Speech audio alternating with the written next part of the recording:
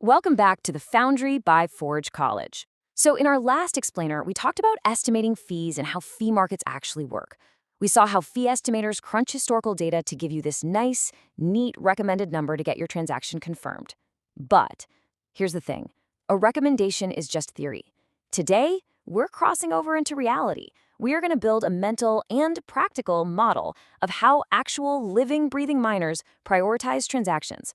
Let's dive into this explainer on transaction prioritization and miner incentives and see what really happens to your transaction the moment you hit send. Here's a quick look at the blueprint for today's explainer. 1. Inside the miner's mind.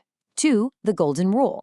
3. Ancestor packages. 4. Mempool tiebreakers. 5. Replace by fee. And finally, number 6, building your strategy. All right, kicking things off with section 1, inside the miner's mind, also known as the profit-maximizing bouncer. Have you ever wondered, why did my transaction get delayed? Well, imagine the mempool as this massive, chaotic waiting room right outside a super exclusive club. The club is the next Bitcoin block, and the miner is this ruthless, totally profit-driven bouncer. The reason your transaction got delayed is because that bouncer's incentives are dynamic. Imagine you're in line and suddenly a massive rush of people shows up offering twice as much money for the exact same amount of space inside the club. What does the bouncer do? He steps right over you to let them in. To predict your outcome, you got to stop thinking like a frustrated user waiting in line and start thinking exactly like the bouncer. Which brings us to section 2, the golden rule, specifically maximizing sats per vByte. So if we want to think like the bouncer, we absolutely have to understand their core metric. The golden rule is sats per vByte. It's basically the ratio of the fee you pay in satoshis to the size of your transaction in virtual bytes. Now, this is crucial. Miners do not just look at the total fee you're throwing at them. Like a massive, highly complex transaction paying a 10,000 satoshi fee is actually way less attractive than a tiny, simple transaction paying just 5,000 satoshis. Why? Because block space is strictly limited. It's prime real estate. Miners want to pack the absolute most value into the smallest possible physical footprint. Basically, they're hunting for fee density. Take a look at this mock ledger. We've got 4 transactions here. Look at transaction C. It pays 15,000 sats for 300 bytes. That is a hefty 50 sats per byte. Highly desirable, right? Then there's transaction A, paying 5,000 sats for 250 bytes, which breaks down to 20 sats per byte. And poor transaction B, it's paying a measly 10 sats per byte. Now, if our bouncer is just sorting by raw density, the VIP list is easy. C gets in, then A, then B. But check out transaction D. See that special tag in the ancestors column pointing to transaction B? That little detail completely changes the game. We'll see exactly why in just a sec. Let's break down the exact algorithmic steps our bouncer takes. To simulate this reality, we have to follow this blueprint. First step, calculate that raw fee-per-byte ratio we just talked about. Second, add package evaluation. That's how we account for those tricky ancestor relationships like we saw with transaction D. Third, we need a strict mathematical way to break ties when 2 people offer the exact same fee density. And fourth, we gotta simulate replace by fee to handle the total chaos of real-time bidding wars. This right here is our simulation blueprint.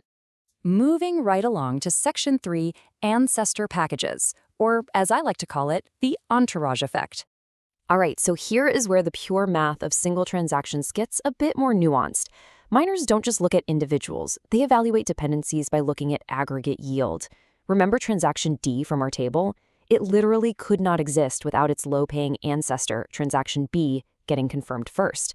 If the bouncer ignores B, they can't collect that sweet high fee from D. So what does the miner do? They calculate the aggregate yield. They take the total sum of the fees for both the ancestor and the descendant and divide it by the sum of their sizes. They're basically evaluating the whole package as one single combined entity. Let's look at how this plays out visually. Transaction B is that low-paying VIP. On its own, it would be stuck out in the waiting room forever. But transaction D, that's a highly profitable friend. When you bundle them together into a package, the overall density suddenly becomes very attractive. The bouncer happily lets the low-paying VIP in simply because their friend is flashing enough cash to cover them both. This combined density pulls that low-fee ancestor right up the priority list. It's totally the entourage effect. All right, on to section 4, mempool tiebreakers. What happens when fees match perfectly? Picture this. Two totally separate parties approach the bouncer. They both offer the exact same sats per vByte rate. So who gets in first? Well, all else being equal, the bouncer's going to choose the smaller transaction. Now, I know that might seem a little counterintuitive at first. Like, if the density is identical, why does size even matter? Well, it's because smaller transactions give the miner much more granular flexibility. It's like playing Tetris. A smaller piece fills the tiny gaps in a block much more efficiently, allowing the miner to pack it perfectly to its absolute limit, boosting total sats per block just a little bit faster than a clunky large transaction would. Okay, but what if literally everything matches? Both the fee density and the physical transaction sizes are absolutely identical.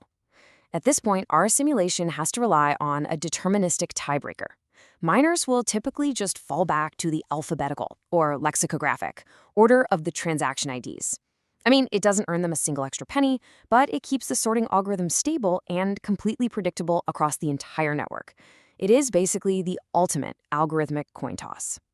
Let's jump into Section 5, Replace by Fee, otherwise known as the bidding war. Imagine you are stuck way at the back of the line. The bouncer isn't even looking in your direction. Finally, you decide you've had enough, so you wave a much larger stack of cash to skip the line. If you originally broadcast your transaction with an RBF-enabled flag, RBF standing for Replaced by Fee, you can do exactly this. You just broadcast a brand new transaction using the exact same inputs, but with a higher fee. The simulated mempool literally drops your old low-fee transaction from the ledger and instantly inserts the new, higher-fee one right in its place.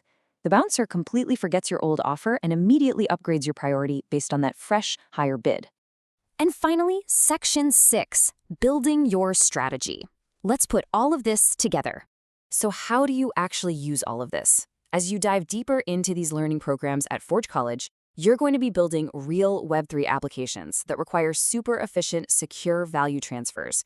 Here are your main actionable takeaways. Number 1, treat fee-estimators as context, not a guarantee.